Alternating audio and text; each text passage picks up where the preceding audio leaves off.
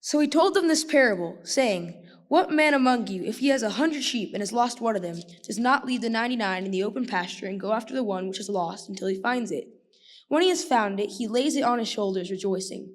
And when he comes home, he calls together his friends and his neighbors, saying to them, Rejoice with me, for I have found my sheep which was lost. I tell you that in the same way, there will be more joy in heaven over one sinner who repents than over 99 righteous persons who need no repentance. Say thank you, Jackson, for reading that. You did such a good job. What Jackson read for is the rest of Luke chapter 15, or at least the chunk that I wanted him to was important. You'll understand. But anyway, so if you do have your Bibles, we're going to start here in Luke chapter 15, verses 1 through 2, and then we will move on to Luke chapter 19.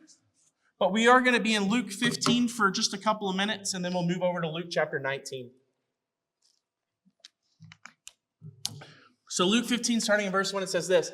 Now the tax collectors and sinners were all gathering around to hear Jesus, but the Pharisees and the teachers of the law muttered, This man welcomes sinners and eats with them. Whew. See, and you know, if you're a Jew around the time, you have a question. You're wondering what is happening with Jesus, or what is going on with Jesus. Why is he acting this way? He does not respond or do things how he should be doing. If we think about last week's sermon, Jesus was at a well. Now, that's not a sin in itself, but it was who he was talking to at the well that is the problem. You know, we talked about last week, you don't, number one, if you're a Jewish man or a teacher, you definitely don't talk to women that you're not married to. You don't do that. And the second thing you don't do? You don't talk to a Samaritan. And yet Jesus is over here at a well talking to a woman that is a Samaritan, that's not his spouse, and he's not married or anything, but still you shouldn't be doing it. And so he's doing the things he should not be doing. And yet we read the beginning of Luke chapter 15, and the Pharisees are seeing him talking with tax collectors and sinners. He's welcoming tax collectors and sinners and eating with them. Surely, we got it wrong. Surely those people who are thinking he's the Messiah and all that, they've got to be wrong. Because the Messiah, there's no way he would be eating with tax collectors and sinners, right? That's not the place you're supposed to be. That's not what you're supposed to do. Does he not know the law? Does he not know what social and cultural things are? Like, there's just things you don't do, and yet Jesus is over here doing every single one of them. Does he not know? Like, literally, what is he doing? What is he thinking? And why would he do this? But what is he thinking? Why would he do this? And yet, we get to this point in Luke chapter 19 where it seems that Jesus has just lost his mind. And what we're going to be looking at is this crazy interaction that Jesus has with the short person. Get it, Zacchaeus?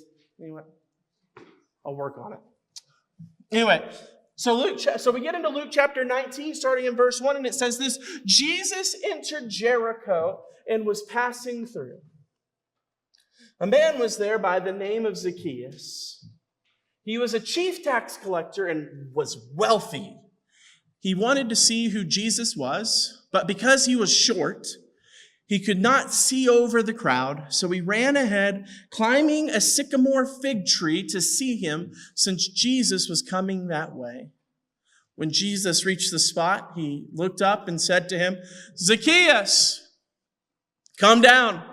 Immediately, I must stay at your house today. So he came down at once and welcomed him gladly, and all the people saw this and began to mutter, he has gone to be a guest of a sinner. But Zacchaeus stood up and said, Lord, here and now I give half of my possessions to the poor, and if I've cheated anybody out of anything, I will pay back 4 times the amount. Jesus said to him, today salvation has come to this house, because this man, too, is a son of Abraham. For the Son of Man came not to seek and to save the lost.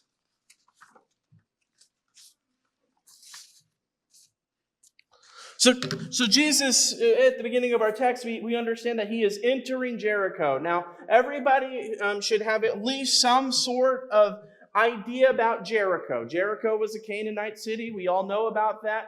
They marched around it 7 times, and ultimately the walls came down. It was an amazing moment. It's an amazing miracle of God. But Jesus is entering Jericho, and the Bible tells us that he sees Zacchaeus. Jesus sees the wee little man Zacchaeus. Now, there's a problem with Zacchaeus. Zacchaeus, it tells us he is a chief tax collector. So he's not the accountant in the back. No, Zacchaeus is sitting in the booth taking the money from the Jews.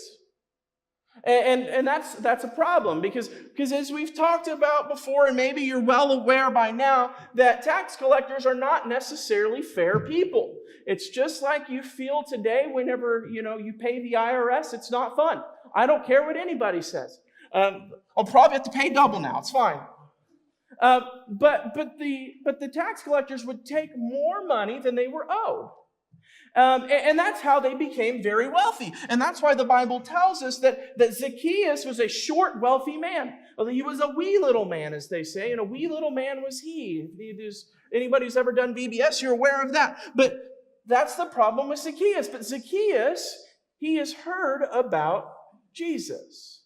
By now, he had to have. Word is spreading fast. Is it not? Because by then, they didn't have telephones, but they did have word of mouth. They did have trade. And how would people come and know? Because people would come from different cities who were bringing items or going to purchase, or in these cases, going for festivals or whatever it may be, and they start to talk. So word spreads fast about Jesus, and Zacchaeus has heard about this amazing man and has heard about everything that he is doing, and he has to see Jesus. So what he does is he goes and climbs a tree. And he looks over just to see Jesus. So he climbs the tree and he's there, and Jesus looks up and sees Zacchaeus, and he says, and what he does really is he invites himself to Zacchaeus' house for lunch. And he says, Zacchaeus, I must stay at your house. And of course, the Bible would make us believe that this is all one straight thing, but there's context clues that tells us that it's not necessarily in the same house. But people are seeing this. They see this interaction. Number one, how could you miss it? How could you miss it if crowds are gathered around and you see a man in a tree? That's not normal. How many of you people still climb trees on purpose and are under the age of 25? Nobody. And so this is a weird situation. And so Jesus is talking to this man in a tree, and yet we're told that Zacchaeus is a chief tax collector, so everybody knows who the chief tax collector is. Unfortunately, they didn't just send letters and emails back then. They actually came and arrested you. It's wonderful. But anyway, and so they see Jesus is interacting with the chief tax collector, as the Bible tells us, in the tree, and telling him, hey, I must come to your house. And so we have to ask the question that we brought up at the beginning of the sermon: what in the world is wrong with Jesus? Why are you talking to tax collectors and sinners? Why would you do that? Well, I think Jackson gave us the answer. See, Jackson read for us the lost sheep. And you know what the lost sheep tells us? That he goes and he leaves and he goes for that lost sheep that is there. Why is that important? Because Jesus realized that the kingdom of heaven is seeking the lost, those who have strayed away. Jesus is the good shepherd. And he realizes that Zacchaeus, this Jewish cheating man who is a sinner of all sinners, how dare he steal money from people, is lost. And this sinner, this broken man, has decided that he wants to go and see Jesus just for his own eyes. I'd climb that tree, but it would break, and I need workers' comp. And he climbs this tree just to see Jesus. And Jesus notices this is a man who is seeking. And you know what the Bible tells us about those who seek? The Bible tells us that you will find. And Jesus invites himself over for lunch because he understands that this is a lost sheep who needs to be found. And so they go into, they have to be at the dinner table because so much happens at the dinner table, right? And let's be honest, this meal changes Zacchaeus forever, does it not? Because by the end of the meal, as our book says, by dessert, Zacchaeus is ready to give half of everything that he's ever owned. And he's going to pay back 4 times any amount that he has ever taken or cheated somebody out of.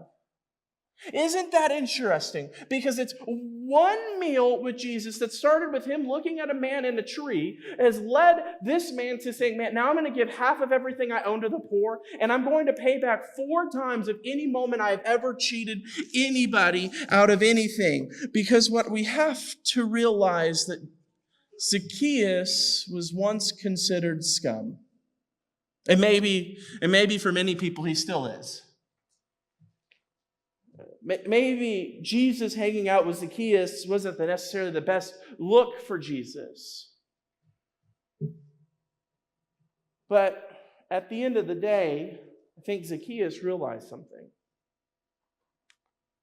It's not the approval of men that we seek, right?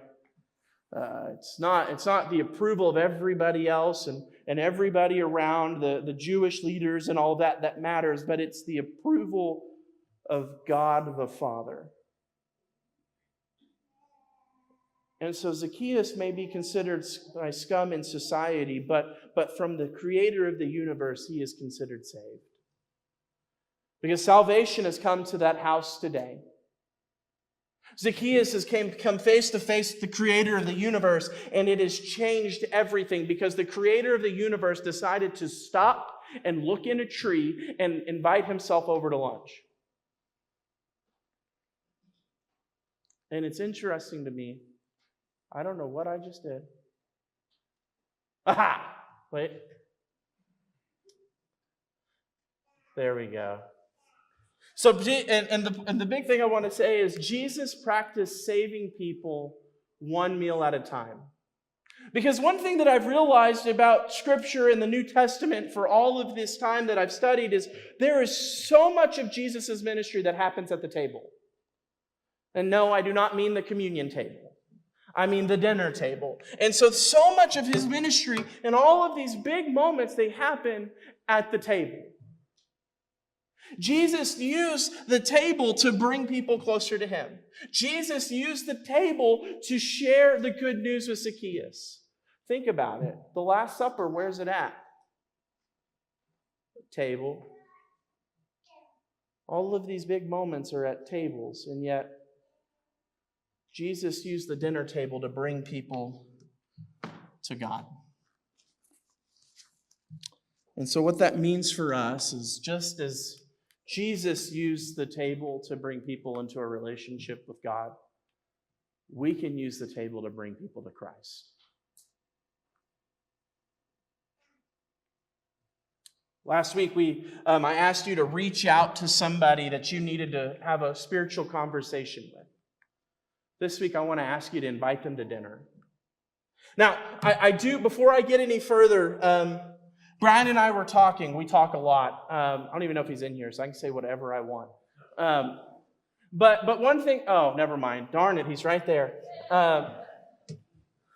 But no, we were talking and we were talking about, well, how does this work? How does this practically work? Well, let's be honest with you. I want to see a show of hands. How many of you know people? There's 6 of you. I am very disappointed. I am very nervous of my microphone. But surely many of you know somebody, right? And I want another show of hands. How many of you are currently working somewhere? 7 of you. But I'm sure many of you know people and you work with people, and I'm sure that you talk to people or you have people in your life, or maybe, how about this one? I'm sure I can get everybody. How many of you people have family members? Okay, there's 8 of you now. We're good. So I'm sure that you work with somebody, you have family members, you know somebody, you've been somewhere, you've had communication with somebody who is not a believer. I'm sure that's there, right? And I'm sure, and Brian did mention this, that a lot of times that whenever you're working, I hope you bring up God in some form or fashion. That Christianity is important enough to you that it is at least important enough to mention at some point in a conversation that you're ever going to have. I hope that's the case. But when we're having these conversations with people that we know, typically we know them, there has to be a point where at some point in those conversations, religion has to come up somewhere. If not, then you really need to work on that. But I'm sure that you've talked about God. God has blessed me in this, or God has done this, or at church we're doing this, or whatever it may be. There is your introduction to spiritual conversations. But what's important that we need to do, we need to take that a step further. We need to start then inviting people, and I always say this is the best place to invite somebody before inviting them to church, is to invite them to your small group. That's why I always tell you, join a small group. It's important. So invite them to your small group, because you want to know why? Smaller groups is usually better. And so then we start to invite them into our small groups. And then we get to continue having those conversations. And then eventually we invite them to church. But here's the beautiful thing, that when we start doing that, then we can also, as we're building relationships with people, as I hope you're doing, I'm hoping some of you have friends at work that you're kind of close to, or you've worked with somebody that you're close to that you can have a conversation about. Then you invite them over for dinner. Does this sound hard? I hope not, because I hope a lot of this you're already kind of doing, but it's connecting those dots and bringing them into a spiritual sense. Because I don't want you guys to be afraid or nervous about this, because it should be something naturally you're already doing. And here's the other beautiful thing. And let's say you are going out and you're meeting strangers. I am sure for a good chunk of you, you have a spouse. And you know what that means is you have a partner. Or maybe you don't have a spouse, or, and you're single or whatever it may be. Find a friend and you guys go out and talk to people. Invite the person over and have a friend come over as well. Then it's all of a sudden it's 2 of you. And I always feel better in a group. I don't know about you guys, but I always feel better whenever I'm not the one going up to the random person like, hey, what's your name? John. Nice to meet you, John. How's the weather? It can feel awkward. But if we have somebody else there with us, it gets a lot easier, does it not? So I really wanted to kind of talk through a little bit of how there are some of this that you're already naturally doing. It's just you need to take that next step and bring that relationship into a deeper place. Invite them to your small group.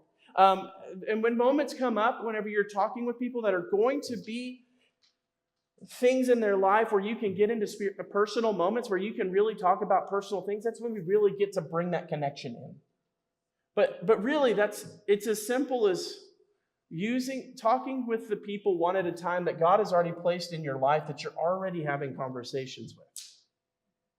We don't have to go completely out of our way. Now, we should, but I just want to talk about how does that look practically in your life right now. And I think that's a great way of how it would work. Because we go back to the text of Jesus being at the table and how this could look. But we remember that a lot of Jesus' ministry took place at the table. And I believe it's in this method that we can really see how to bring people to Christ. Because there's something magical that happens at the dinner table. People come in hungry, maybe grumpy. But then they eat and they get full. And what happens that I've noticed is a lot of times walls come down. Have you ever noticed that? People can come up with high walls and barriers and everything else, and then all of a sudden you sit down for a meal and those start to crumble. Our guards are let down. We're sharing a meal with one another. We're doing life with one another. We're getting to share how we saw things, and we get to hear how they have seen things, how they have experienced things. And it all happens at the dinner table. Isn't it amazing? And so when the walls start to fall, then all of a sudden we get to have those deep spiritual and meaningful conversations. And then I ask you to see what God will do. Now, we know that, it may not always be great and it's not always going to be sunshine and roses, but if it was good enough for Jesus to use this tool for evangelism, do you think it's not good enough for us to use this tool to evangelize as well? Remember, guys, I'm not asking you to do anything that is rocket science or difficult or crazy hard. It's as simple as continuing and furthering those relationships that you already have and have built for probably some of you many years. But we add a spiritual element into that. And we allow God to use that seed that we plant. And we take that a step further. We ask them, please, come to our small group. Please, come over for dinner. And eventually then I would say, yes, and you can invite them to church and all of that. But I think the small group and the private and intimate moments are the best place to have spiritual conversations. Because I don't know about you, and some of you are already looking at your watch and saying, Darian, it's time to go. And I promise we're about done, okay, Jared? We're almost done. Some of you are already looking and saying, Darian, it's 11:42. We should have been out of here 12 minutes ago. I know you are. All right, you're trying to rush out of here. That's why I think it's not in this moment is not always the best time. It's in those intimate moments where we can really sit down and get to know people. And we're not rushing to Andales. We're not rushing to Texas Roadhouse or any of those other places where we get to meet people where they're at.